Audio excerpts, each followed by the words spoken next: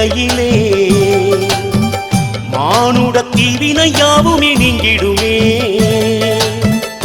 ஆறுபடை வீடு அமர்ந்திடும் வேல்முருகா, ஆதியந்தம் யாவும் கடந்தவன் ஞான வேணகுமரா. செங்கதில் வேளா சங்கரி பாலா வள்ளிமயில் மணவாளா, தஞ்சம் என்று உன்னை பணிந்தோம் தென்பழனி வடிவேலா.